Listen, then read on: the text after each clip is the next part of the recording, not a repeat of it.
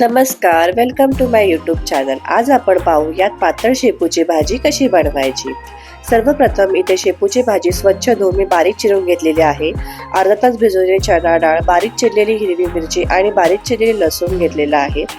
सर्वप्रथम आपण एका पातेल्यामध्ये बारीक चिरलेल्या शेपूची भाजी, त्यामध्ये चणा डाळ घालून थोडंसं पाणी घालून कुकरमध्ये 3 ते 4 शिट्या येऊ द्यायच्या आहेत। 3 ते 4 शिट्ट्या आल्यानंतर आपल्याला भाजी काढून घ्यायची आहे बाहेर आणि एका पातेल्यामध्ये जिरं आणि मोहरी घालून त्यामध्ये बारीक चिरलेला लसूण, बारीक चिरलेली हिरवी मिरची घालून त्याला व्यवस्थित परतून घ्यायचं आहे। यामध्ये मी आता एक छोटा चम्मच हळद टाकलेली आहे आणि त्यालाही व्यवस्थित हलवून घेतलेलं आहे। आता यामध्ये मी बारीक चिरलेला टोमॅटो घातलेला आहे। टोमॅटो जर तुम्हाला आवडत नसेल तर तुम्ही स्किपही करू शकता, पण मी ते टोमॅटो घातला आहे। टोमॅटो घातल्याने खूप छान चव येते भाजीला।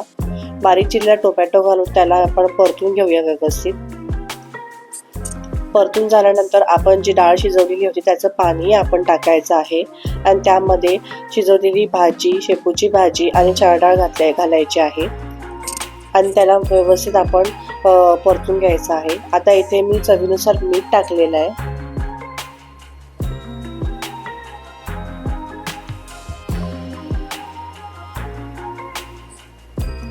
आता इथे मी 3 ते 4 चम्मच शेंगदाण्याचा कूट टाकलेला आहे। शेंगदाणे मी भाजून त्याचा कूट करून टाकलेला आहे यामध्ये आणि त्याला व्यवस्थित हलवून घेतलेला आहे। अशा प्रकारे तयार आहे आपली पातळ शेपूची भाजी। तुम्ही कशा प्रकारे करतात मलाही कमेंट करून सांगा आणि चॅनलला लाईक करा, शेअर करा आणि सबस्क्राईब करा। बाय।